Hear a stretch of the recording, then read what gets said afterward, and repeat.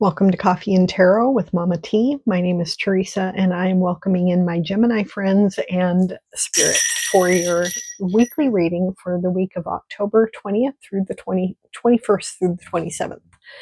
I am a little bit behind the eight ball in getting your reading up this week. I hope you will forgive me. I had a lot of readings that I was getting going, and it just takes a while.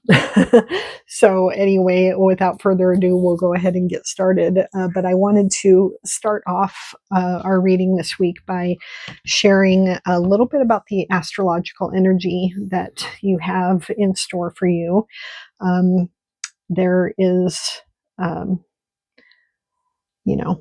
little bit of stuff going on.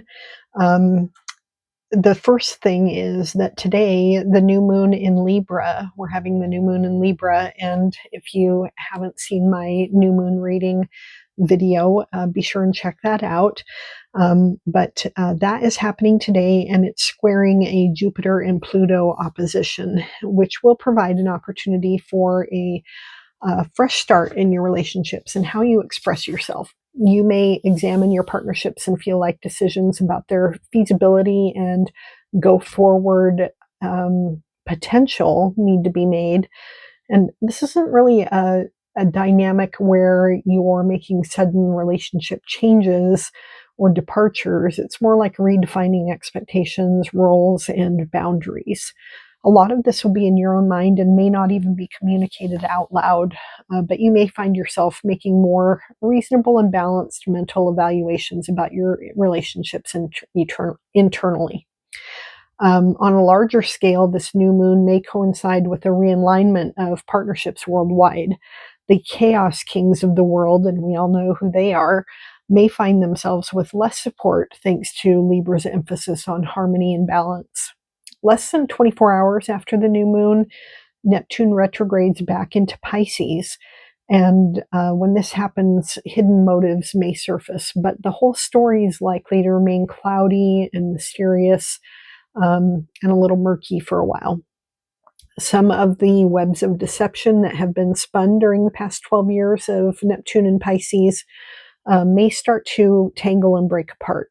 This could be a rude awakening for people who have blindly followed cults of personality or institutions during this time frame. On the 22nd, the sun is entering Scorpio, bringing a domination of water energy to the skies. Jupiter in Cancer, the Sun, Moon, Mars, and Mercury will be in Scorpio, and Neptune and Saturn in Pisces. For those who have strong water placements in their natal charts, this is going to feel really natural and comfortable. But for others, it may feel heavy and emotionally depleting. Deep feelings will guide our actions under this concentration of water. On October 25th, Mars opposes Uranus in your sign, Gemini, which can trigger some hasty decisions along with the desire to avoid any accountability for one's actions.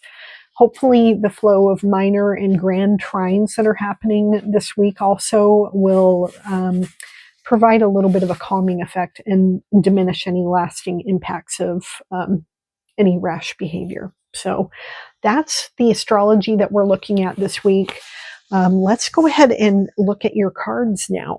I'll put the camera overhead so you can see this reading, and I've already shuffled and, I cleansed and prayed over and shuffled the decks and then laid the cards out just to try to shave some time off of these videos.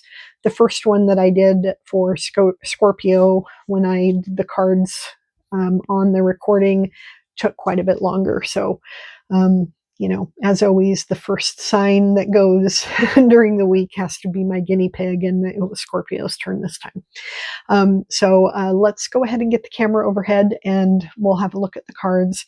But first, if you are already subscribed to my channel, I just want to thank you so much. I'm so glad to have you here in my community. If you aren't yet subscribed, please consider subscribing if you like this kind of content.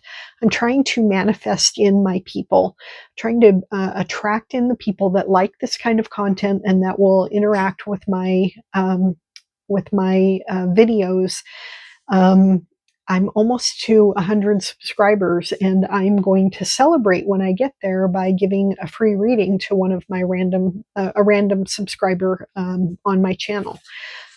So I hope you'll help me get there.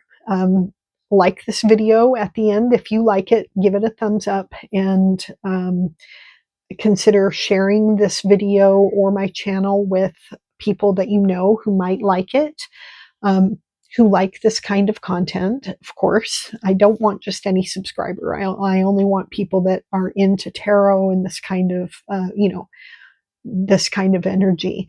And yeah, I mean, really trying to grow the channel, and I'm really excited about giving away a free reading, and maybe it'll be to you. All right, let's go ahead and get started. All right, so Gemini, let's start off with the Catalyst cards. These will just sort of kick off the reading. This is an animal spirit card, and the animal spirit that you get is the peacock spirit. Let it shine. This is a number 46 card, and the primary meaning on this one is, just to be proud of who you are and let your flag fly. Shake a tail feather and shine your light for everybody to see. So you are being called now to express yourself and show the world the gorgeous creature that you are. For you are a manifestation of spirit. Let everybody see your bright colors, your bright personality, and all that stuff that just makes you you. And then this card that you get right here is from the hidden Oracle of the Hidden Worlds, and this card is the gift. Being present, honoring, and offering. Okay, let's see what this card has to say. I don't know this one. This is a number 32 card. And it says, oh, I'm looking in the wrong book. It's helpful to look in the right book.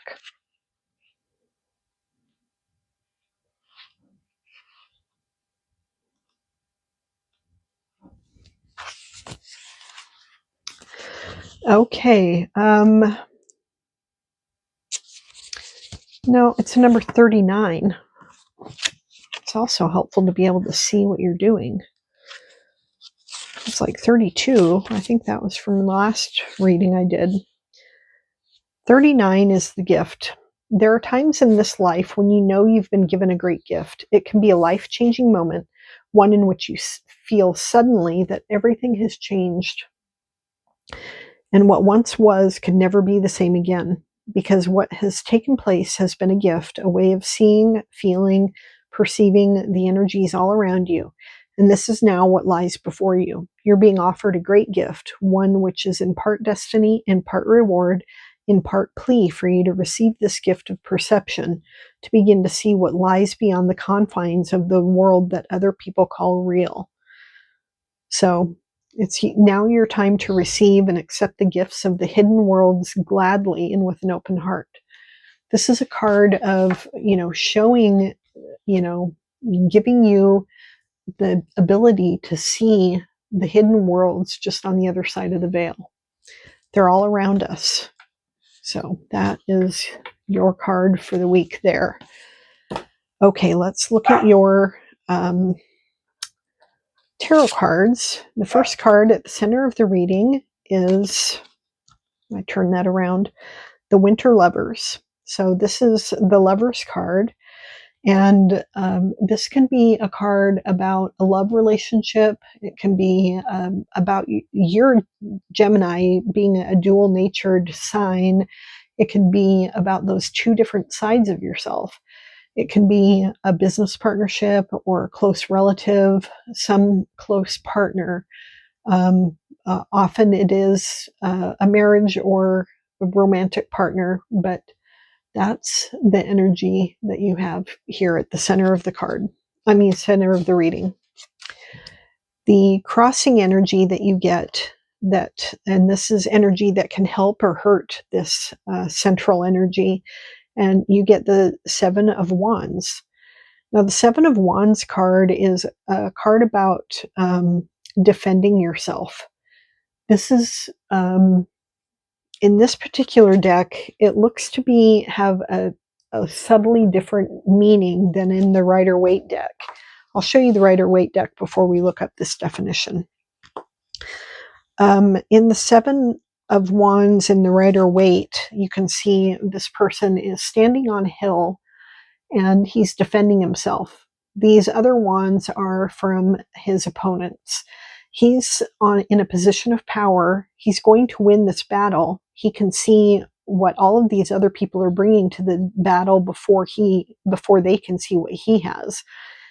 So he's in this position of power and he's going to win, but he is in a battle. In this card, it looks a little bit different. So let's look at what that means. The Seven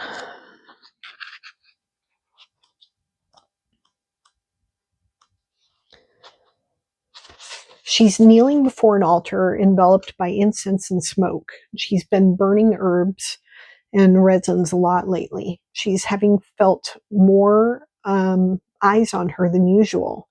She feels like she's always being attacked. She's heard malicious gossip about her. She's had people try to take what's hers and challenge her success. She's been stressed and worried about her position. But then she remembered all she had to do to overcome to get here. So she's defending her choices. She's kneeling in prayer and asking for strength to withstand these negative forces around her. And this card represents a part of life which sometimes other people resent your success, and having that energy is, it doesn't feel great, but what you need to do is remember how hard you worked to get to where you are, and just hold on to your success and remember that this is your life, and you got to look out for number one. And this kind of energy, I think what you've got going on here is you've got this supportive love at the foundation that is also going to help you with this energy as well. Okay, so coming from your recent past, what you have is the Four of Cups. Now, the Four of Cups is a card in which you have, I sometimes call this the brat card. The picture of this card is a little bit different than the normal Four of Cups. Normally, three of the cups are spilled or they're separated from the other one, and the person is looking at these three cups and really wanting those, and is not paying attention to the universe handing them a cup right out of the sky. And that's they're dissatisfied, and they really, like, this picture shows the energy of it a little bit better. They're feeling dissatisfied. They don't even want to try again. They're not even paying attention to this cup that's being handed to them by the hand of God. And they're just sort of ignoring it. And the universe is basically just saying, try again. Try one more time, because this time it's going to work out for you. These ones didn't work out, but this one will. The next card that you get, the energy that you're moving into, is the High Priestess. The High Priestess is a card of intuition, divine knowing. The spirit communicates directly with the High Priestess. You can see her crowned by the moon here. She has got this divine download of intuition and spiritual knowledge and understanding at all times. And that's the energy that you're moving into. It's wonderful energy. Then the goal or destiny for the week, if I can get this card to lift up. Come on. All right, well, I'll have to go this way. Is the Ten of Pentacles. The Ten of Pentacles is abundance. It's hard work. It's wealth built over time. It's a family that has, they've built up all of this wealth and abundance and prosperity, and they're happy and joyful. So that is the goal. What you don't see coming is the Seven of Pentacles. The Seven of Pentacles is an opportunity to make evaluations. This is, I love this card because this is a card of reminding you to pause, look at how far you've come, and make a determination if any course corrections are needed. You may look at everything and go, nope, everything's perfect. I'm really happy with where things are going. I don't need to make any adjustments at all. Or you may look at these little pots that you've got planted and decide, none of these are working out the way I thought. I planted the entirely wrong seeds. I'm going to scrap all of this and start over. And it's early enough in the season that you can do that without really missing a beat. Or you can just make minor course corrections like, oh, this is going well, but I just need to add a little more water, maybe a little fertilizer. And that's the way it is in your own life. This is an opportunity to just pause and reflect on how far you've come and what do you need to change? What do you need to change in order to get to this goal that you have here of this wealth and abundance? All right, your energy this week is the Nine of Pentacles. And the Nine of Pentacles is, this is a card of happiness. This is a card of independence, abundance. She has built and amassed all of the things that she is surrounded by over the process of time. It's taking her quite a while to get there, a lot of hard work. And she has nearly everything that she wants. She feels very creative and abundant and like she really has it all. And then the energy surrounding you is the Devil. So this kind of goes along with this card here, where this card is describing how she's feeling like there are people around her that are undermining her success or gossiping about her. And the Devil here, this is an energy of toxicity around you. So being mindful of that is important. And I think there's when we talked about the astrology towards the end of the week, there's a little bit of quality of that rash behavior, and that might be coming out in this Devil energy right here. Your hopes or fears, you get the King of Wands. The King of Wands is a leader who is, he's very bold and charismatic. He is able to get people on his side. He's able to convince people of what it is that he wants and how to go about getting it. He is the most creative of the kings. He's fiery and action oriented. He is bold and he focuses his energy outward. And while he is the most creative, he's not the creator really. He kind of delegates the creation process to the people around him. So using Santa as the King of Wands, I think is a great, that's what it looks like to me, as Santa Claus. I think that's great. He delegates all of that creation of the toys and everything to his elves and so forth. He's got all of his helpers to help him accomplish his great goals. He's got the vision, and he also has this charisma that he's able to draw people into the vision and sell them on it and get them to execute for him.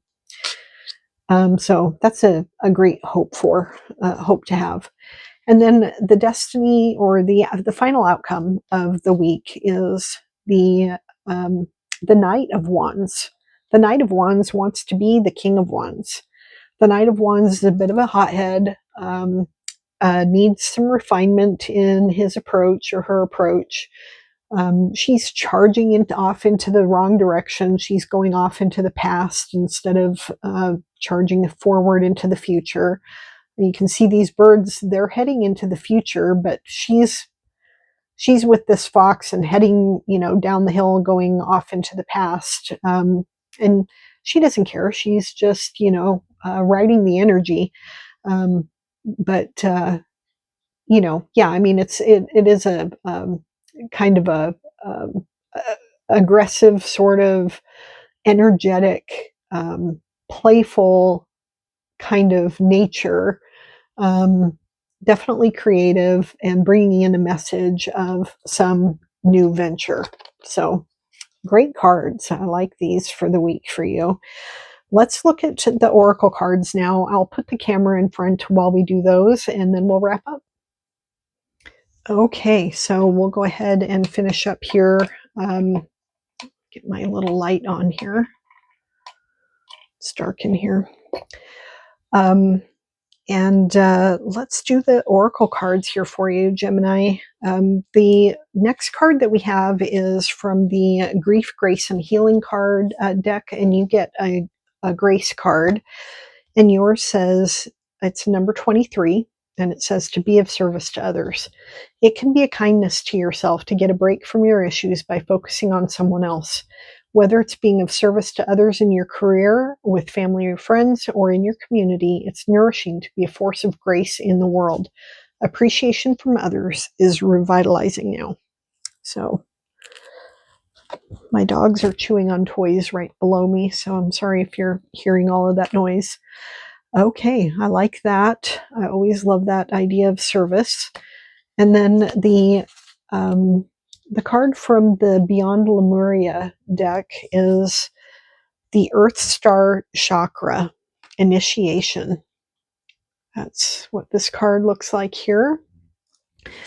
Let's look at what this means. It is the number 1 card, actually, from this deck, and which makes sense with it being called Initiation.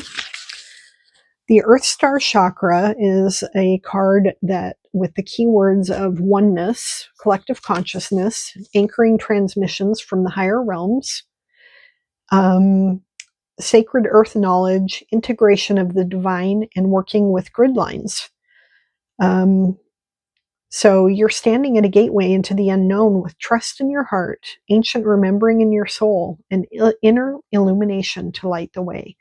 You have access to the seed of creation, the spark of existence, and the codes that hold the blueprints of who and what we are.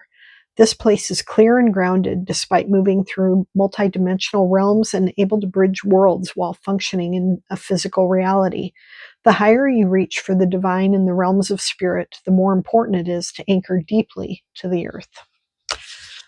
Okay, that's a neat card.